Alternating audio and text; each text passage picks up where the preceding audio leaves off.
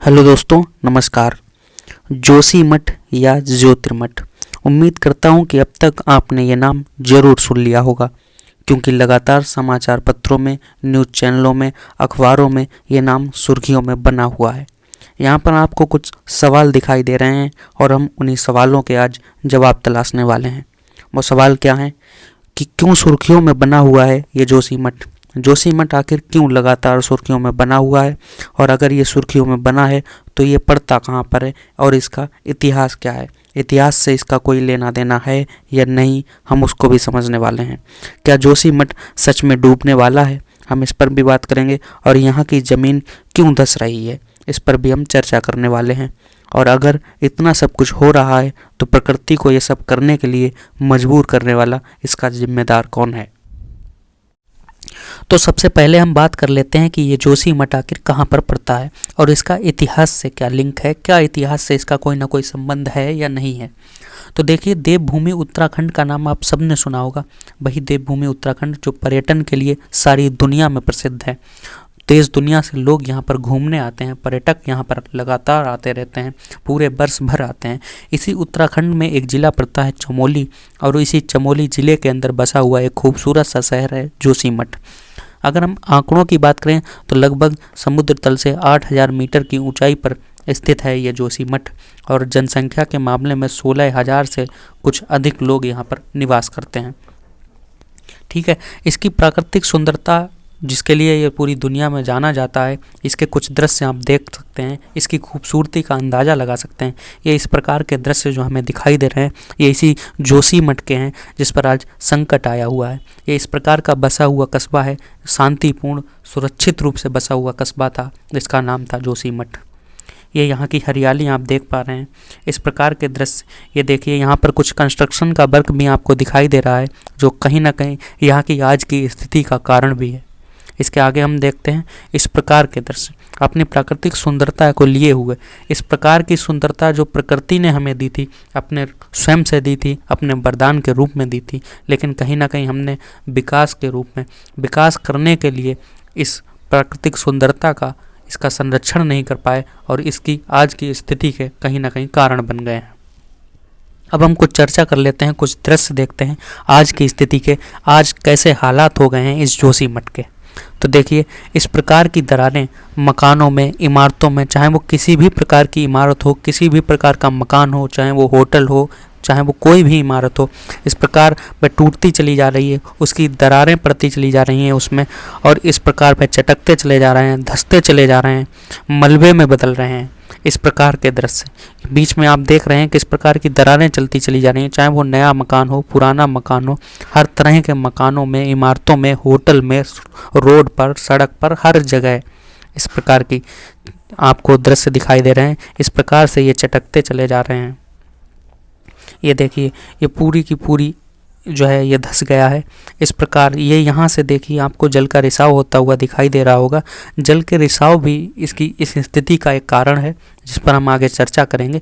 इस प्रकार ये देखिए, आपको दिखाई दे रहा होगा कि ये पूरी की पूरी रोड, आपको ऐसा लग रहा है कि यहाँ पर ये ज़मीन धंस गई है, बिल्कुल अलग हो गई है, ये बिल्कुल समाहित होने चली जा रही है, बिल्कुल नीचे की ओर धंसती चली जा रही है। ये है इसकी आज की स्थिति। और अभी आपने देखी थी इसकी वर्तमान से पहले, इसकी पहले की स्थिति जो कि प्रकृति ने हमें दिया था, कितनी सुंदरता से परिपूर्ण इस शहर को दिया था। अब हम बात कर लेते हैं इसके कुछ इतिहास की ओर। क्या इतिहास है इसका, तो देखिए क्या है इस जोशीमठ का इतिहास और इसका ऐतिहासिक महत्व क्या है। ये जो आपको एक दृश्य दिखाई दे रहा है, ये जो व्यक्ति दिखाई दे रहे हैं, ये हैं आदिगुरु शंकराचार्य जी। आदिगुरु शंकराचार्य, इनका नाम आप सब ने जरूर सुना होगा। इनका इस स्थान से क्या संबंध है, इस पर अभी हम चर्चा करने वाले हैं। थोड़ी सी बात करते हैं इस जोशीमठ के इतिहास पर। तो देखिए, इस जोशीमठ पर जिसकी हम बात कर रहे हैं, इस पर कभी कत्यूरी वंश के शासकों का शासन था। कत्यूरी वंश जिसने 7वीं शताब्दी के आसपास इस स्थान पर जो है अपना शासन स्थापित किया था। ललित सूर नाम के एक राजा यहाँ पर शासन करते थे, और कत्यूरी वंश के शासकों ने इस जोशीमठ को अपनी राजधानी बनाया था। ठीक है, आदिगुरु शंकराचार्य जी, जिनकी अभी हमने बात कर रहे थे, उन्होंने ही इस जोशी मठ की स्थापना की थी। कहा जाता है कि इन्होंने जो 4 मठ बसाए थे, 4 मठों की स्थापना की थी पूरे देश में, उसी में से पहला जो मठ था उसका नाम है जोशी मठ। और ऐसा भी कहा जाता है कि इसी स्थान पर आदिगुरु शंकराचार्य जी को ज्ञान की प्राप्ति हुई थी। तो इस प्रकार हम देख पाए कि इस जोशी मठ स्थान का प्राकृतिक रूप से, पर्यटन की दृष्टि से और ऐतिहासिक दृष्टि से कहीं ना कहीं महत्व तो है। उत्तराखंड में अगर बड़ी त्रासदियों के बारे में बात करें तो जोशी मठ की ये त्रासदी कोई पहली त्रासदी नहीं है। इसकी बड़ी घटनाओं में, बड़ी त्रासदी में, बड़ी आपदाओं में अगर हम बात करें तो जून 2013 में केदारनाथ में बादल फटने की घटना आपने ज़रूर सुनी होगी। केदारनाथ में जब ये बादल फटा था उस समय लगभग 5000 से ज़्यादा लोगों की जान चली गई थी। उसके बाद संसद में कई प्रकार की बहस हुई, कई लोगों ने अपनी अपनी बातें रखी। उस पर सुषमा स्वराज जी ने क्या कहा था, सुनिएगा आप। सभापति जी, इसके साथ एक और प्रश्न खड़ा हुआ है, विकास वर्सेस विनाश का। उत्तराखंड में विकास के नाम पर जो होड़ लगी है, प्रकृति से छेड़छाड़ करने की, पर्यावरण को प्रदूषित करने की, नदियों पर बांध बनाने की, ये उसका नतीजा है। हम किसके लिए विकास कर रहे हैं? हम अरबों खरबों रुपया खर्च करके विकास करते जाते हैं। प्रकृति एक दिन क्रोधित होती है और ऐसी विनाश लीला करती है कि सब कुछ तबाह कर जाती है। कब आंखें खुलेंगी हमारी? क्या इस त्रासदी के बाद भी नहीं? क्या इस आपदा के बाद भी नहीं? फरवरी 2021 में जब ग्लेशियर टूटा तो एनटीपीसी के प्लांट पर तबाही मच गई और जिसके कारण 1 दर्जन से ज़्यादा लोगों की जान चली गई। और अब 2023 में जोशी मठ में दरारें पड़ने लगी हैं।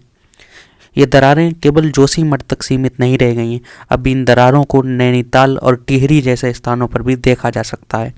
अब हम कुछ वीडियो देखते हैं जिसके माध्यम से ये स्थिति हमें और ज़्यादा समझ में आ सकती है।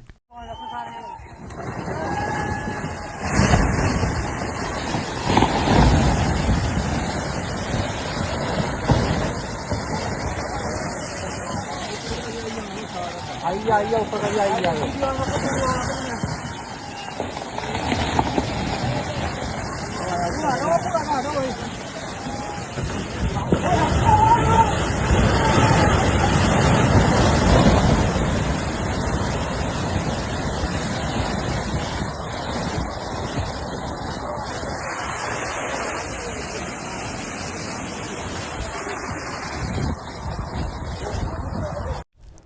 अब तक आपने जोशी मठ की हर हालिया जानकारी हासिल कर ली है और अब हम बात करने वाले हैं इसके कारणों पर।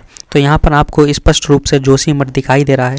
जोशी मठ से ही आगे अगर हम बढ़कर जाएं तो यहाँ पर हमें बद्रीनाथ दिखाई देता है। इसका मतलब ये है कि बद्रीनाथ के लिए जो रास्ता जाता है वो जोशी मठ से ही होकर जाता है। और इसके बाद हमें यहाँ पर चीन से लगी हुई हमारी सीमा दिखाई दे रही है, यानी कि अगर हमें चीन की राजनीतिक सीमा तक भी पहुँचना है तो उसके लिए जोशी मठ से होकर जाना पड़ता है। अब हम आगे चर्चा करते हैं। देखिए यहाँ पर आपको हेलांग दिखाई दे रहा है, होली दिखाई दे रहा है, इसके समीप ही जोशी मठ दिखाई दे रहा है। यहाँ पर आपको एनटीपीसी तपोवन विष्णुघाट जल विद्युत परियोजना भी दिखाई दे रही है, जो कि यहाँ की आज की स्थिति का सबसे बड़ा कारण बना हुआ है। यहाँ के स्थानीय लोगों का मानना है कि जोशी मठ के नीचे से जो सुरंग निकाली जा रही है उसमें विस्फोट किए जा रहे हैं और ये सब एनटीपीसी की परियोजना के तहत ही किया जा रहा है। यहाँ पर आपको एनटीपीसी का एक प्रोजेक्ट दिखाई दे रहा है जिससे कि बिजली उत्पादित की जाती है। अगर पहाड़ों को काटकर इस प्रकार के बड़े बड़े प्रोजेक्ट बनाए जाएंगे तो इससे बिजली तो मिल जाएगी, लेकिन बिजली के साथ हमें झटके भी मिलेंगे जिसको हम भूल गए हैं। आगे बात करते हैं हम एक दूसरे कारण पर, जो कि यहाँ के स्थानीय लोगों के अनुसार यहाँ का सबसे बड़ा कारण है। वो है पहाड़ों को काटकर बनाई जा रही सुरंगें। यहाँ के स्थानीय लोगों का मानना है कि जोशी मठ के नीचे से एक सुरंग निकाली जा रही है और इस सुरंग को बनाने के लिए यहाँ पर बड़े बड़े विस्फोट किए जा रहे हैं। ये आप सुरंग देख रहे हैं जो कि पहाड़ों को काटकर नीचे से निकाली जा रही है। एनटीपीसी ने इस सब पर क्या कहा है उसको भी एक बार देखते हैं। एनटीपीसी ने इससे बिल्कुल भी इनकार कर दिया है। एनटीपीसी का कहना है कि विष्णुघाट जल विद्युत परियोजना के तहत जो सुरंग बनाई जा रही है उसको लोग जिम्मेदार मान रहे हैं, लेकिन ऐसा नहीं है। एनटीपीसी के द्वारा बनाई गई सुरंग जोशी मठ शहर के नीचे से नहीं जा रही है। इस सुरंग का निर्माण टनल बोरिंग मशीन के द्वारा किया गया है, जिससे कि किसी भी प्रकार की ब्लास्टिंग नहीं की गई है। आगे देखते हैं टाइम्स ऑफ इंडिया की आर्टिकल्स को आप देख सकते हैं। Joshimath sinking, the tunnel built by NTPC does not pass under the Joshimath town. इसके अलावा आप जानते हैं कि 1962 में हमारा चीन के साथ युद्ध हुआ था।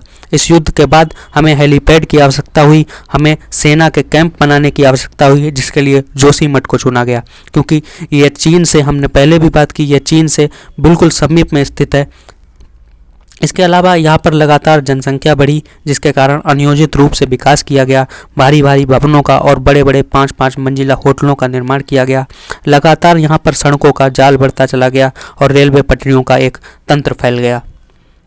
1976 में भी इस प्रकार की घटना हुई थी, जिसके बाद मिश्रा कमेटी को बैठाया गया और मिश्रा कमेटी ने अपनी रिपोर्ट में कहा था कि यह शहर पहाड़ के टुकड़ों और मिट्टी के ढेर पर बसा हुआ है, यहाँ की नींव कमज़ोर है।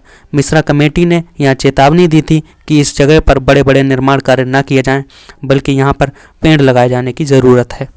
अगर हम Wadia institute of Himalayan geology को देखें तो उसका कहना है कि यह शहर प्रतिवर्ष 85 मिलीमीटर ज़मीन में नीचे की ओर धंसता चला जा रहा है, जो कि इस शहर के विलुप्त होने का एक सबसे बड़ा संकेत है।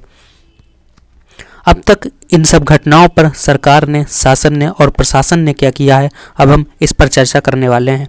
तो उत्तराखंड के मुख्यमंत्री पुष्कर धामी, जो कि वहाँ के मुख्यमंत्री हैं, वे जोशीमठ पहुँचे हैं। उन्होंने वहाँ के लोगों के हालात जाने हैं, उनको आश्वासन दिया है कि सरकार अपनी हर कोशिश करेगी, हर संभव प्रयास करेगी।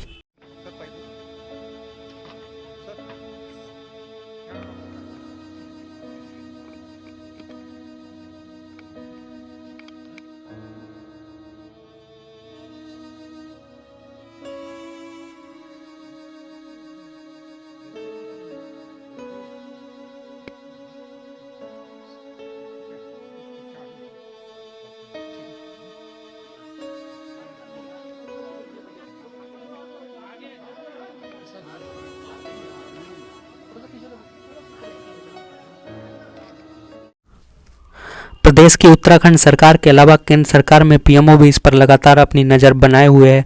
इसके अतिरिक्त प्रधानमंत्री नरेंद्र मोदी के ऑफिस ने भी इस पर एक हाई लेवल की मीटिंग की है और जोशीमठ क्षेत्र को लैंड सब्सिडेंस क्षेत्र में सूचित किया है। कहने का मतलब साधारण शब्दों में ये है कि ये स्थिति अब इतनी आसानी से काबू में आने वाली नहीं है। सरकार ने यहाँ पर रह रहे लोगों को अपने अपने घरों को खाली करने का आदेश दे दिया है। इसके अलावा सरकार ने फैसला लिया है कि यहाँ पर जितने भी चटके और दरारों वाले मकान और इमारतें हैं, उन सबको गिरा दिया जाएगा। क्या आपको लगता है कि केवल इतना कर लेने से ये सारी स्थिति काबू में आ सकती है और दोबारा ऐसा कुछ नहीं होगा?